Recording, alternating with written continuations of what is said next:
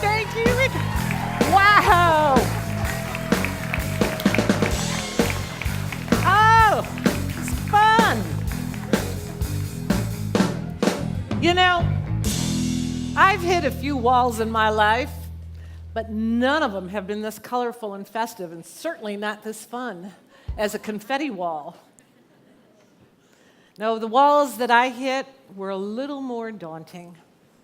Some were so overwhelming, I doubted I could ever get over them. And some were covered in grief, like thick ivy choking the brick and mortar. And some were just heartbreaking disappointments, times when I wasn't sure I'd get all the pieces back together again. There's a particular wall that stands out for me, and I hit that one more than 25 years ago. I was a single mom, working full-time, raising an amazingly wonderful and talented young son, when I found myself in the midst of a midlife quandary. What is my purpose? What am I doing here? What am I supposed to do? Oh, I had a career that I enjoyed tremendously, but it wasn't going to change the world. It wasn't going to have a lasting impact. My time was fairly consumed with working, raising my son, doing my best to meet his needs and interests while still pursuing my own, and nurturing connections with the people in my life who encouraged me, who supported me, and who were there for me, good times and bad, especially as a single mom. Oh, and how I wanted to be that perfect mom. That would have been purposeful. But I often had to settle for quality time and meaningful conversations as we were driving to and from activities. You know, maybe we were dining out at a local fast food restaurant. A typical home-cooked meal, macaroni and cheese out of a box. But I could kick it up a notch and make it gourmet. Cook a hot dog, cut it up, and toss it in. We were living large. And I know I made mistakes along the way, so I pretty much had to take that perfection thing, being the perfect mom, and send it on its way. Life was busy, and we were doing fine. We were making it. But I had this nagging feeling it wasn't enough. Actually, the feeling was more I wasn't enough. In the age of Oprah, I was inundated with countless stories of all these people who had found their purpose and were being recognized for all the remarkable things that they were doing to change the world and make a difference in people's lives. I could never measure up to that, unless, of course, I found my purpose. And that should be easy, right? It's in there somewhere. Just get it out. But it wasn't. It wasn't.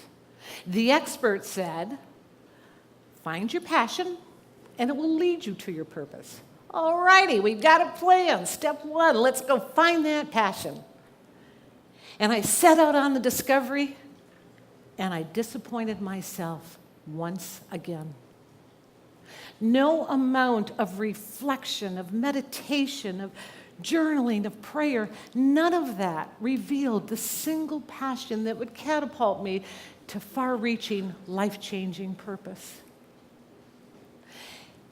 I really felt like my fate was sealed because I spent many, many, many months feeling lesser than. It was a wall I couldn't conquer, and it was depressing. How I wish that I had heard back in the early 90s what I heard in 2015, listening to Elizabeth Gilbert, the well-known author of Eat, Pray, Love, talk about passion and purpose. It's something she preaches from the stage, finding that one thing that will capture your soul and in turn capture the world. For Elizabeth, she knew at the age of 5 that she wanted to be a writer. 5. Seriously? Seriously. I don't claim to have perfect recall, but I'm pretty certain at 5 My thoughts were more centered on how many days till cartoons are on again on Saturday? And can I watch them? Oh, please, dear God, can we have peanut butter and jelly for lunch? That was probably it. I can't fathom having that knowing and that certainty that Elizabeth talked about, and knowing what she wanted to do at the age of 5. Could not relate. Oh, but I could relate to the woman who wrote Elizabeth a letter after attending one of her presentations. And the woman said she left feeling depressed. Throughout her life, none of the many interests that this woman pursued blossomed into that single passion that defined her purpose. She wrote that she felt inferior because she couldn't find that particular thing that would light her internal flame. Oh my God, could I relate? I heard it in 2015 about something that I could relate to in 1992, and I cried. I remembered. But those weren't the messages I heard back then, you know? Elizabeth said that the woman's story humbled her. And as she thought about it, she realized that in her circle of friends, none of them had that single purpose that defined their life. They had many interests. As a matter of fact, Elizabeth was the only one who did. Elizabeth's message now on purpose and passion includes a wonderful metaphor about the jackhammers and the hummingbirds. And she says the world needs them both. The jackhammers are those people who, with unwavering focus, grind away. It's how she does it. I saw it on her YouTube. They grind away at the one thing that captures their life, regardless of the time, the energy, or the effort that's required. The hummingbirds, they dart. They just move from interest to interest, never landing anywhere long, certainly not forever.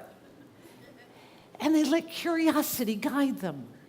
And along the way, they pollinate all of their varied interests with their unique contributions. And the world needs them both. Wow. Wouldn't that have been a handy perspective for me to ponder 25 years earlier? Thank you, Elizabeth, for showing up late to the party.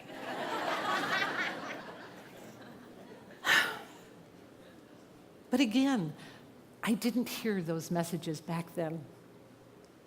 To me, life purpose had connotations of being big, of measuring up, of tapping into every reservoir of potential, whatever that potential might be, and bringing to successful fruition the one thing that would have lasting impact and be noticed. I was so caught up in that struggle that not even my spiritual study, something that gave me great comfort and guidance as a student in A Course in Miracles, not even that seemed to be able to answer the question. But fortunately, somewhere, somehow, deep down, I knew that somewhere, somehow, there had to be an answer. And one night, July 19, 1992, just to be exact, feeling this crush of being lesser than and this wall I couldn't penetrate, I decided to try to write once again. Little did I know that the questions I asked and the answers that came during that journaling exercise that night would open the gate to purpose and contentment that guide me to this day. And here is what I wrote. Purpose. I seek my purpose, but I do not struggle. I know that it, like everything in life, will unfold in divine order.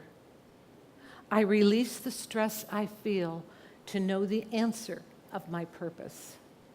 Purpose, reason, why. Can a purpose be defined a day at a time, or must it be part of a bigger picture? What gives me purpose? If at the end of the day I have made a friend, been a friend, or helped a friend, I had purpose. If at the end of the day my child knows in his heart that he is loved and respected, I had purpose. If at the end of the day I know I performed my best in all that I attempted to do, I had purpose. And if at the end of the day I smiled and approached every moment with enthusiasm and gratitude, I had purpose. But if at the end of the day I forgot that all of it was divinely inspired and the work of God in my life, then my purpose had no meaning. When I leave my physical body, I pray my life will have been full of purpose and meaning and without regret. I live each day to the fullest. July 19, 1992. Thank you. Thank you. I carry this message with me every day, and I mean that literally, folks. This has been in my planner all these years, and I keep it to serve as a reminder. And here's what I've learned in that time. I neglected to include humor. I don't know, I'm thinking maybe it was my state of mind at the time, I'm just saying. But I would add it as an extremely important postscript for my purpose. I learned that when I release the struggle, the answers do come. Because when I heighten my awareness of all that's within me and around me, when I get clear on my intentions and what's important, and when I open myself to curiosity and possibilities, the universe will answer the call. I learned that simplicity and small steps are elegant yet powerful concepts. I love Mother Teresa's quote, "We can do no great things. We can only do small things with great love."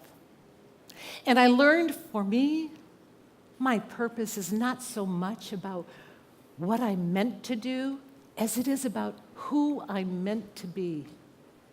And from that, I learned that my purpose doesn't need a stage, although the irony that I'm on a stage talking about life purpose is not lost on me, okay? But I know my purpose doesn't need the stage. It needs me to show up and be authentic. And the only thing it requires me to do is to love, both myself and others. And from what I've learned, I am so grateful that I live a purposeful and a purposed-full life. And what I also know from what I learned, I can conquer any wall I face. Thank you. Thank you. Thank you.